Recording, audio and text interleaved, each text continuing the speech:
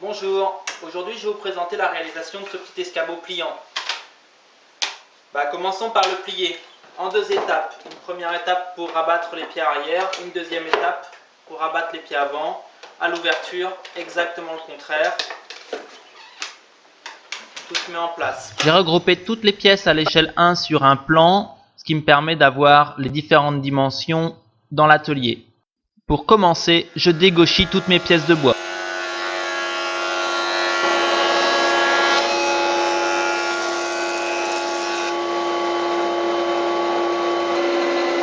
Puis je les rabote.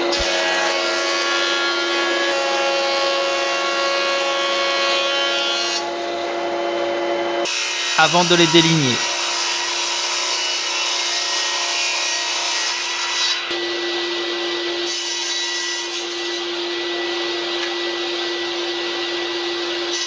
Pour réaliser mon tripli, je croise le sens des fibres. 3 couches, une première couche avec les fibres dans la longueur, une couche centrale avec les fibres dans la largeur et une couche supérieure avec les fibres dans la longueur.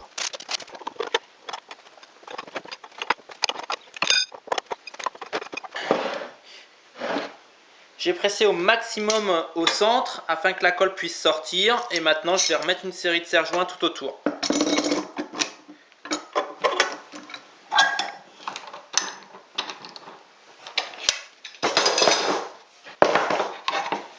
J'ai dégauchi les deux côtés de mon tripli. Je vais utiliser de la colle contact pour positionner mon plan.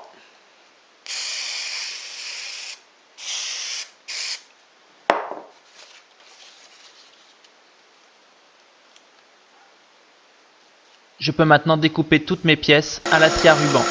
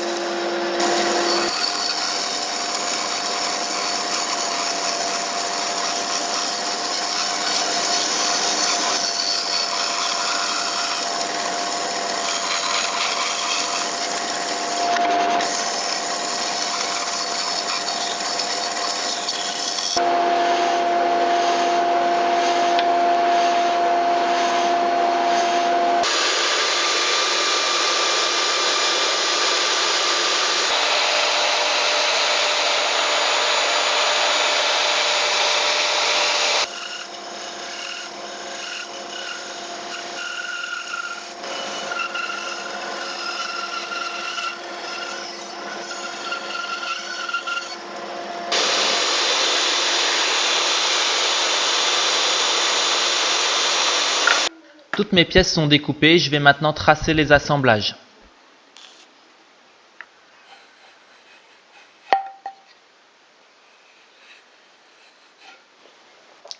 Dans un premier temps, j'avais envisagé de monter une lame de scie sur la toupie pour effectuer cet assemblage ici par enfourchement. Le souci, c'est que la lame que je peux monter à l'intérieur du carter est trop petite, il me manque encore 5 mm. Donc je vais commencer par 2 traits de scie à la scie à ruban et puis finir de manière très classique à la scie japonaise et au bédane.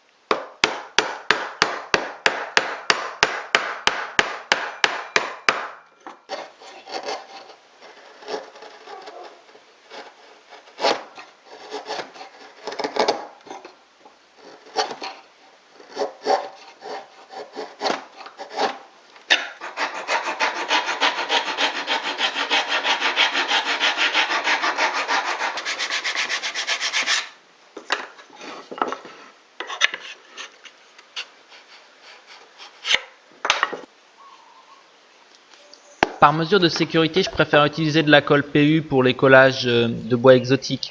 Ils sont souvent très gras et la colle blanche ne prend pas bien.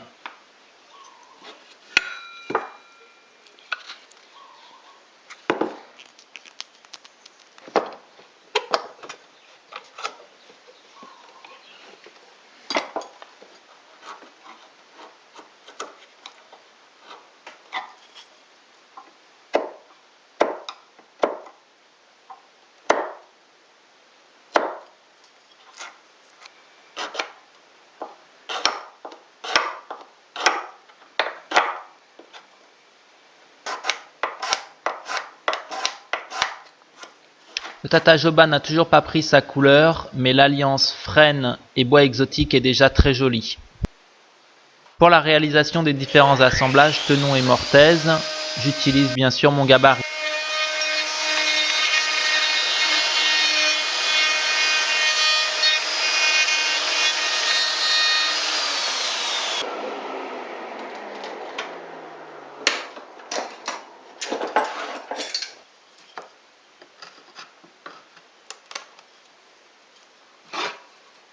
Bon voilà, j'ai effectué un premier assemblage à blanc, tout se passe bien. Je vais pouvoir assembler les deux cadres, le cadre avant et le cadre arrière qui est déjà démonté.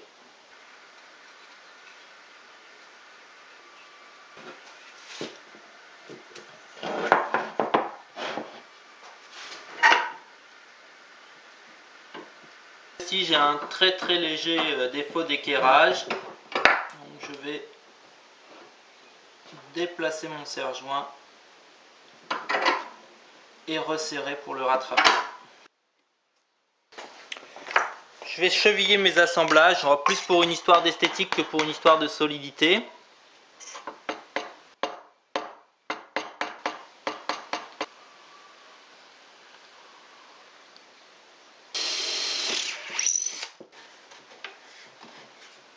L'axe permettant de plier l'escabeau est également constitué d'une cheville.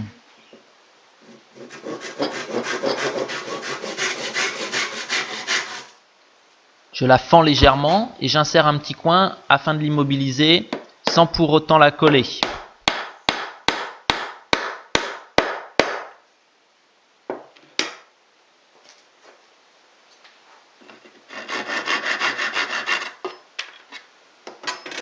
Les axes des supports de marche vont recevoir beaucoup d'efforts. Ils ont en plus un léger porte-à-faux. Je décide donc d'utiliser un boulon de 8. Je préperce à 7 et je fais un tarot.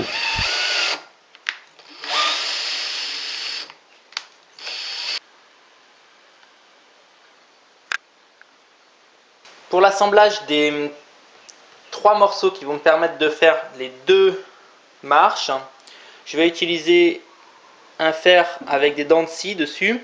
Le principe de cet assemblage, il est simplement par le zigzag, de multiplier la surface de collage.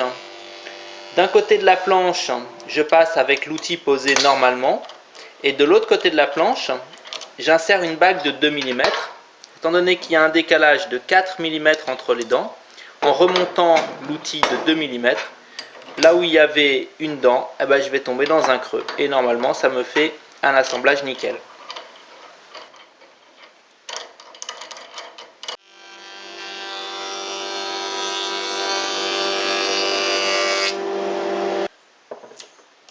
Donc voilà, j'ai commencé à coller. Pour ce type d'assemblage, j'utilise la brosse à dents. Pour le reste, je suis pas fan, mais là, merci Under pour l'astuce.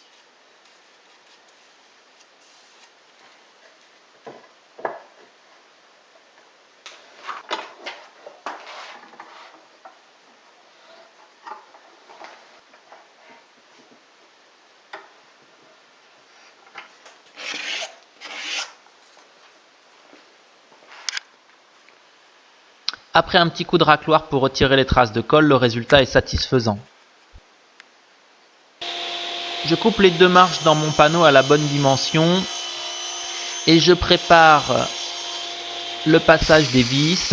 Ici aussi je vais bouchonner pour une raison d'esthétique avec des petits tourillons de bois exotique.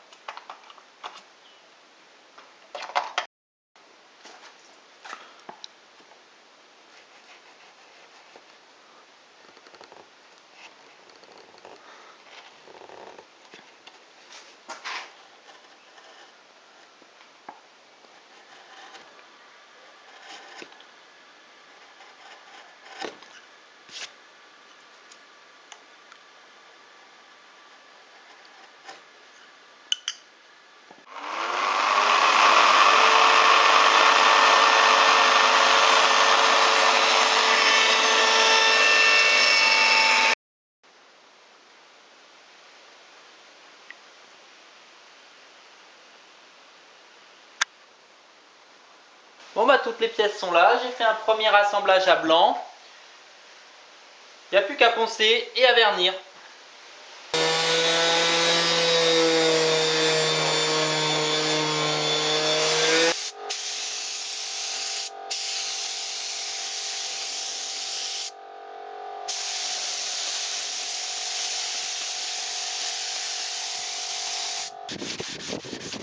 Entre les deux couches de vernis, un égrenage au 180 est nécessaire. Le travail touche à sa fin, il ne me reste plus que l'assemblage final.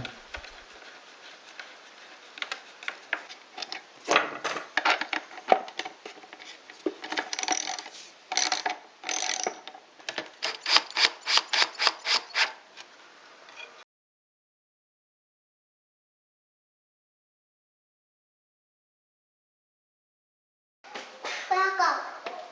Je fais encore. Allez, lave-toi les mains.